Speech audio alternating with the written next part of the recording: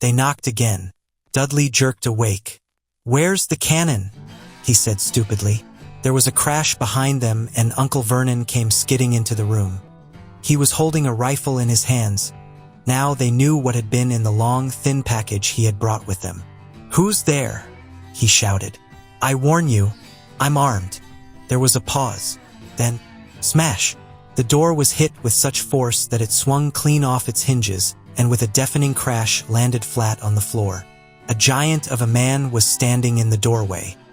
His face was almost completely hidden by a long, shaggy mane of hair and a wild, tangled beard, but you could make out his eyes, glinting like black beetles under all the hair. The giant squeezed his way into the hut, stooping so that his head just brushed the ceiling. He bent down, picked up the door, and fitted it easily back into its frame. The noise of the storm outside dropped a little. He turned to look at them all. "Couldn't make us a cup o' tea, could ya? It's not been an easy journey." He strode over to the sofa where Dudley sat frozen with fear. "Budge up, ye great lump," said the stranger. Dudley squeaked and ran to hide behind his mother, who was crouching, terrified, behind Uncle Vernon. "And here's Harry," said the giant. Harry looked up into the fierce, wild, shadowy face and saw that the beetle eyes were crinkled in a smile. "Last time I saw you, you was only a baby," said the giant. "Ye look a lot like your dad, but ye've got your mom's eyes." Uncle Vernon made a funny rasping noise. "I demand that you leave at once, sir," he said. "You are breaking and entering." "Ah, shut up, Dudley, ye great prune," said the giant. He reached over the back of the sofa, jerked the gun out of Uncle Vernon's hands, bent it into a knot as easily as if it had been made of rubber, and threw it into a corner of the room. Uncle Vernon made another funny noise, like a mouse being trodden on. "Anyway, Harry," said the giant, turning his back on the Dursleys, "a very happy birthday to ye. Got summat fair ye here. I might have sat on it at some point, but it'll taste all right." From an inside pocket of his black overcoat, he pulled a slightly squashed box. Harry opened it with trembling fingers. Inside was a large, sticky chocolate cake with "Happy Birthday, Harry" written on it in green icing. Harry looked up at the giant. He meant to say thank you, but the words got lost on the way to his mouth, and what he said instead was, "Who are you?" The giant chuckled. "True, I haven't introduced myself. Rubeus Hagrid, keeper of keys and grounds at Hogwarts." He held out an enormous hand and shook Harry's whole arm. "What about that tea then, eh?" he said, rubbing his hands together. "I'd not say no ter summat stronger if ye've got it, mind." His eyes fell on the empty grate with the shriveled chip bags in it, and he snorted. He bent down over the fireplace. They couldn't see what he was doing, but when he drew back a second later, there was a roaring fire there. It filled the whole damp hut with flickering light, and Harry felt the warmth wash over him as though he'd sunk into a hot bath. The giant sat back down on the sofa, which sagged under his weight, and began taking all sorts of things out of the pockets of his coat. A copper kettle, a squashy package of sausages, a poker, a teapot, several chipped mugs, and a bottle of some amber liquid that he took a swig from before starting to make tea. Soon the hut was full of the sound and smell of sizzling sausage. Nobody said a thing while the giant was working, but as he slid the first 6 fat, juicy, slightly burnt sausages from the poker, Dudley fidgeted a little. Uncle Vernon said sharply, "Don't touch anything he gives you, Dudley." The giant chuckled darkly. "Your great puddin' of a son don't need fattening anymore. Dudley, don't worry." He passed the sausages to Harry, who was so hungry he had never tasted anything so wonderful, but he still couldn't take his eyes off the giant. Finally, as nobody seemed about to explain anything, he said, "I'm sorry, but I still don't really know who you are." The giant took a gulp of tea and wiped his mouth with the back of his hand. "Call me Hagrid," he said. "Everyone does, and like I told ye, I'm keeper of keys at Hogwarts. Ye'll know all about Hogwarts, of course." No," said Harry. Hagrid looked shocked. "Sorry," Harry said quickly. "Sorry?" barked Hagrid, turning to stare at the Dursleys, who shrank back into the shadows. "It's them as should be sorry. I knew ye weren't getting your letters, but I never thought ye wouldn't even know about Hogwarts. Fair crying out loud." Did ye never wonder where your parents learned it all? All what? Asked Harry. All what? Hagrid thundered. Now wait just 1 second. He had leapt to his feet. In his anger, he seemed to fill the whole hut. The Dursleys were cowering against the wall. Do you mean to tell me, he growled at the Dursleys, that this boy, knows nothing about anything? Harry thought this was going a bit far. He had been to school, after all, and his marks weren't bad. I know some things, he said. I can, do math and stuff. But Hagrid simply waved his hand and said, about our world. I mean, your world. My world. Your parents' world. What world? Hagrid looked as if he was about to explode. Dursley, he boomed. Uncle Vernon, who had gone very pale, whispered something that sounded like Mimblewimble. Hagrid stared wildly at Harry. But ye must know about your mom and dad, he said. I mean, they're famous. You're famous. What? My mom and dad weren't famous, were they? Ye don't know. Ye don't know. Hagrid ran his fingers through his hair, fixing Harry with a bewildered stare. Ye don't know what ye are? He said finally. Uncle Vernon suddenly found his voice. Stop, he commanded. Stop right there, sir. I forbid you to tell the boy anything. A braver man than Vernon Dursley would have quailed under the furious look Hagrid now gave him. When Hagrid spoke, his every syllable trembled with rage. You never told him? Never told him what was in the letter Dumbledore left for him? I was there. I saw Dumbledore leave it. Dursley. And you've kept it from him all these years. Kept what from me? Said Harry eagerly. Stop! I forbid you! Yelled Uncle Vernon in panic. Aunt Petunia gave a gasp of horror. Ah, go boil your heads, both of ye, said Hagrid. Harry, you're a wizard. There was silence inside the hut. Only the sea and the whistling wind could be heard. I'm a what? Gasped Harry. A wizard, o' course, said Hagrid, sitting back down on the sofa, which groaned and sank even lower. And a thumpin' good un, I'd say, once ye've been trained up a bit. With a mum and dad like yours, what else would ye be? And I reckon it's boo time ye read your letter. Harry stretched out his hand at last to take the yellowish envelope, addressed in emerald green to Mr. Ash. Potter, the floor, hut on the rock, the sea. He pulled out the letter and read, Hogwarts School of Witchcraft and Wizardry. Headmaster, Albus Dumbledore. Order of Merlin, First Class, Grand Source. CHF, Warlock, Supreme Mugwump, International Confeed. Of Wizards, Dear Mr. Potter, we are pleased to inform you that you have been accepted at Hogwarts School of Witchcraft and Wizardry. Please find enclosed a list of all necessary books and equipment. Term begins on September 1st. We await your owl by no later than July 31st. Yours sincerely, Minerva McGonagall, Deputy Headmistress. Questions exploded inside Harry's head like fireworks, and he couldn't decide which to ask first. After a few minutes, he stammered, What does it mean? They await my owl. Galloping Gorgons, that reminds me, said Hagrid, clapping a hand to his forehead with enough force to knock over a cart horse. And from yet another pocket inside his overcoat, he pulled an owl, a real, live, rather ruffled-looking owl, a long quill, and a roll of parchment. With his tongue between his teeth, he scribbled a note that Harry could read upside down. Dear Professor Dumbledore, given Harry his letter, taking him to buy his things tomorrow. Weather's horrible. Hope you're well. Hagrid. Hagrid rolled up the note, gave it to the owl, which clamped it in its beak, went to the door, and threw the owl out into the storm. Then he came back and sat down as though this was as normal as talking on the telephone.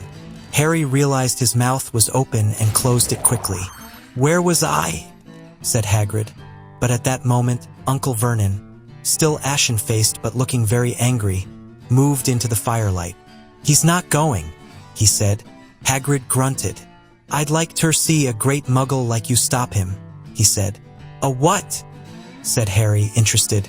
A muggle, said Hagrid. It's what we call non-magic folk like them. And it's your bad luck you grew up in a family o' the biggest muggles I ever laid eyes on. We swore when we took him in we'd put a stop to that rubbish, said Uncle Vernon. Swore we'd stamp it out of him. Wizard indeed. You knew, said Harry. You knew I'm a wizard? Knew, shrieked Aunt Petunia suddenly. Knew. Of course we knew. How could you not be, my drat sister being what she was? Oh, she got a letter just like that and disappeared off to that school, and came home every vacation with her pockets full of frog spawn, turning teacups into rats. I was the only one who saw her for what she was. A freak. But for my mother and father, oh no, it was Lily this and Lily that. They were proud of having a witch in the family. She stopped to draw a deep breath and then went ranting on. It seemed she had been wanting to say all this for years. Then she met that Potter at school and they left and got married and had you. And of course I knew you'd be just the same, just as strange, just as abnormal. And then, if you please, she went and got herself blown up and we got landed with you. Harry had gone very white. As soon as he found his voice, he said, Blown up? You told me they died in a car crash. See our crash? Roared Hagrid, jumping up so angrily that the Dursleys scuttled back to their corner. How could a car crash kill Lily and James Potter? It's an outrage, a scandal. Harry Potter not knowing his own story when every kid in our world knows his name. But why? What happened? Harry asked urgently. The anger faded from Hagrid's face. He looked suddenly anxious. I never expected this, he said, in a low, worried voice. I had no idea. When Dumbledore told me there might be trouble getting hold of ya. How much ya didn't know. Ah, Harry, I don't know if I'm the right person to tell ya. But someone's gotta... Ya can't go off to Hogwarts not knowing. He threw a dirty look at the Dursleys. Well, it's best ya know as much as I can tell ya, mind. I can't tell ya everything. It's a great mystery, parts of it. He sat down, stared into the fire for a few seconds, and then said, It begins, I suppose, with a person called, but it's incredible ya don't know his name. Everyone in our world knows. Who? Well, I don't like saying the name if I can help it. No one does. Why not?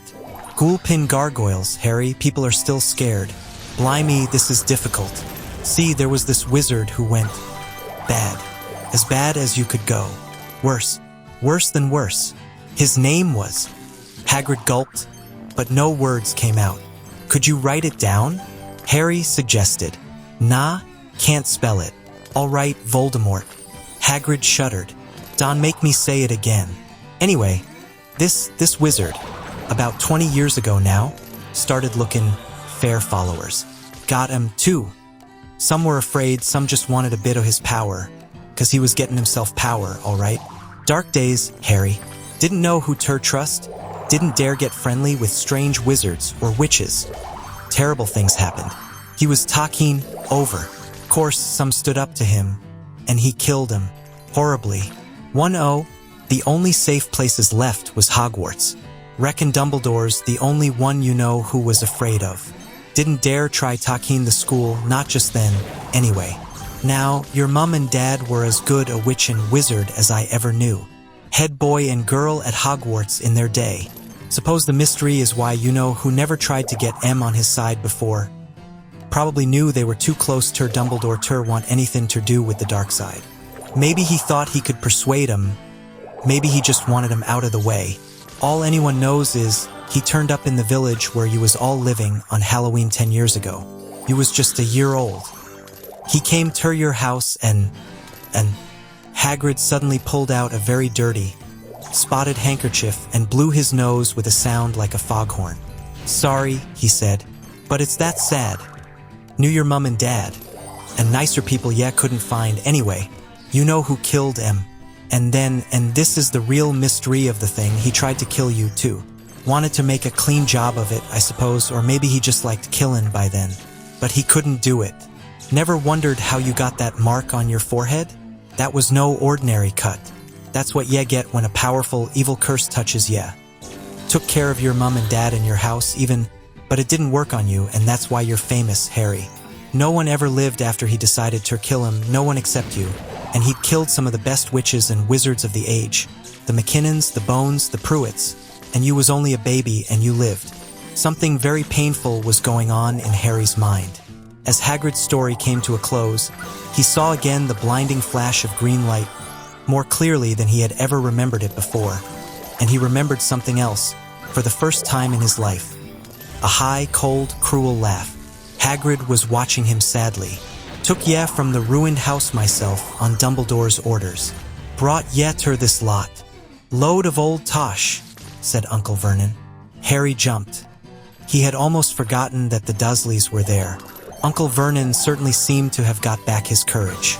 He was glaring at Hagrid and his fists were clenched. Now, you listen here, boy, he snarled. I accept there's something strange about you, probably nothing a good beating wouldn't have cured. And as for all this about your parents, well, they were weirdos, no denying it, and the world's better off without them in my opinion. Asked for all they got, getting mixed up with these wizarding types. Just what I expected, always knew they'd come to a sticky end.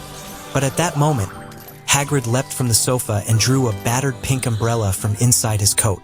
Pointing this at Uncle Vernon like a sword, he said, I'm warning you, Dursley. I'm warning you, one more word. In danger of being speared on the end of an umbrella by a bearded giant, Uncle Vernon's courage failed again. He flattened himself against the wall and fell silent. That's better, said Hagrid, breathing heavily and sitting back down on the sofa, which this time sagged right down to the floor. Harry, meanwhile, still had questions to ask, hundreds of them. But what happened to Val Dash? Sorry? I mean, you know who? Good question, Harry. Disappeared. Vanished. Same night he tried to kill you. Makes ya even more famous. That's the biggest mystery. See? He was getting more and more powerful. Why'd he go? Some say he died. Codswallop, in my opinion. Dunno if he had enough human left in him to die. Some say he's still out there, bidden his time but I don't believe it. People who was on his side came back ter hours. Some of them came outta kinda trances. Don reckon they could have done if he was coming back. Most of us reckon he's still out there somewhere but lost his powers. Too weak to carry on. 'Cause something about you finished him, Harry. There was something going on that night he hadn't counted on. I dunno what it was, no one does. But something about you stumped him, all right? Hagrid looked at Harry with warmth and respect blazing in his eyes. But Harry, instead of feeling pleased and proud, felt quite sure there had been a horrible mistake. A wizard? Him? How could he possibly be? He'd spent his life being clouted by Dudley and bullied by Aunt Petunia and Uncle Vernon. If he was really a wizard, why hadn't they been turned into warty toads every time they tried to lock him in his cupboard? If he'd once defeated the greatest sorcerer in the world, how come Dudley had always been able to kick him around like a football? Hagrid, he said quietly, I think you must have made a mistake. I don't think I can be a wizard. To his surprise, Hagrid chuckled. Not a wizard, eh? Never made things happen when you was scared or angry. Harry looked into the fire. Now he came to think about it. Every odd thing that had ever made his aunt and uncle furious with him had happened when he, Harry, had been upset or angry. Chased by Dudley's gang, he had somehow found himself out of their reach. Dreading going to school with that ridiculous haircut, he'd managed to make it grow back. And the very last time Dudley had hit him, hadn't he got his revenge without even realizing he was doing it? Hadn't he set a boa constrictor on him? Harry looked back at Hagrid, smiling, and saw that Hagrid was positively beaming at him. See? Said Hagrid. Harry Potter, not a wizard, you wait, you'll be right famous at Hogwarts. But Uncle Vernon wasn't going to give in without a fight. Haven't I told you he's not going? He hissed. He's going to Stonewall High and he'll be grateful for it. I've read those letters and he needs all sorts of rubbish. Spell books and wands and, if he wants to go, a great muggle like you won't stop him, growled Hagrid. Stop Lily and James Potter's son going to Hogwarts. You're mad. His name's been down ever since he was born. He's off to the finest school of witchcraft and wizardry in the world. 7 years there and he won't know himself. He'll be with youngsters of his own sort, fair a change, and he'll be under the greatest headmaster Hogwarts ever had Albus Dumbledore. I am not paying for some crackpot old fool to teach him magic tricks, yelled Uncle Vernon. But he had finally gone too far. Hagrid seized his umbrella and whirled it over his head. Never, he thundered. Insult, Albus Dumbledore, in front of me. He brought the umbrella swishing down through the air to point at Dudley.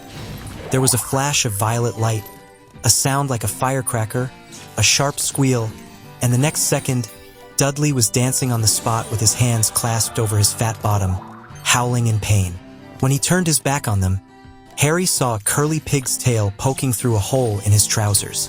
Uncle Vernon roared, pulling Aunt Petunia and Dudley into the other room. He cast one last terrified look at Hagrid and slammed the door behind them. Hagrid looked down at his umbrella and stroked his beard. "Shouldn't ha' lost me temper," he said ruefully. "But it didn't work anyway. Meant to turn him into a pig. But I suppose he was so much like a pig anyway there wasn't much left to do." He cast a sideways look at Harry under his bushy eyebrows. "Be grateful if ye didn't mention that to anyone at Hogwarts," he said. "I'm, not supposed to do magic, strictly speaking. I was allowed to do a bit to follow ye and get your letters to ye and stuff. One of the reasons I was so keen to take on the job." "Why aren't you supposed to do magic?" asked Harry. "Oh, well, I was at Hogwarts myself, but I, got expelled, to tell ye the truth. In me 3rd year, they snapped me wand in half and everything. But Dumbledore let me stay on as gamekeeper. Great man, Dumbledore. Why were you expelled?" "It's getting late and we've got lots to do tomorrow," said Hagrid loudly. "Gotta get up to town. Get all your books and that." He took off his thick black coat and threw it to Harry. "You can kip under that," he said. "Don't mind if it wriggles a bit. I think I still got a couple o' dormice in one of the pockets." Harry woke early the next morning. Although he could tell it was daylight, he kept his eyes shut tight. "It was a dream," he told himself firmly. "I dreamed a giant called Hagrid came to tell me I was going to a school for wizards. When I open my eyes, I'll be at home in my cupboard." There was suddenly a loud tapping noise. "And there's Aunt Petunia knocking on the door," Harry thought, his heart sinking, but he still didn't open his eyes. It had been such a good dream. Tap, tap, tap. "All right," Harry mumbled. "I'm getting up." He sat up and Hagrid's heavy coat fell off him. The hut was full of sunlight. The storm was over. Hagrid himself was asleep on the collapsed sofa. And there was an owl rapping its claw on the window, a newspaper held in its beak. Harry scrambled to his feet, so happy he felt as though a large balloon was swelling inside him. He went straight to the window and jerked it open. The owl swooped in and dropped the newspaper on top of Hagrid, who didn't wake up. The owl then fluttered onto the floor and began to attack Hagrid's coat. "Don't do that." Harry tried to wave the owl out of the way, but it snapped its beak fiercely at him and carried on savaging the coat. "Hagrid," said Harry loudly. "There's an owl. Pay him." Hagrid grunted into the sofa. "What?" "He wants payin' fair deliverin' the paper. Look in the pockets." Hagrid's coat seemed to be made of nothing but pockets, bunches of keys, slug pellets, balls of string, peppermint humbugs, tea bags. Finally, Harry pulled out a handful of strange-looking coins. "Give him 5 nuts," said Hagrid sleepily. "Nuts? The little bronze ones." Harry counted out 5 little bronze coins, and the owl held out his legs so Harry could put the money into a small leather pouch tied to it. Then he flew off through the open window. Hagrid yawned loudly, sat up, and stretched. "Best be off, Harry. Lots to do today. Gotta get up to London and buy all your stuff fair school." Harry was turning over the wizard coins and looking at them. He had just thought of something that made him feel as though the happy balloon inside him had got a puncture. Agreed." said Hagrid, who was pulling on his huge boots. "I haven't got any money, and you heard Uncle Vernon last night. He won't pay for me to go and learn magic." "Don't worry about that," said Hagrid, standing up and scratching his head. "D'ya think your parents didn't leave ye anything? But if their house was destroyed, they didn't keep their gold in the house, boy. Nah, first stop for us is Gringotts, Wizard's Bank. Have a sausage, they're not bad cold. And I wouldn't say no to a bit of your birthday cake, neither. Wizards have banks? Just the one. Gringotts, run by goblins." Harry dropped the bit of sausage he was holding. "Goblins? Yeah, so yet be mad to try and rob it, I'll tell ya that. Never mess with goblins, Harry." Gringotts is the safest place in the world fair, anything ye want to keep safe. Except maybe Hogwarts. As a matter of fact, I gotta visit Gringotts anyway. Fair Dumbledore. Hogwarts business. Hagrid drew himself up proudly. He usually gets me to do important stuff fair him. Fetching you, getting things from Gringotts. Knows he can trust me, see? Got everything?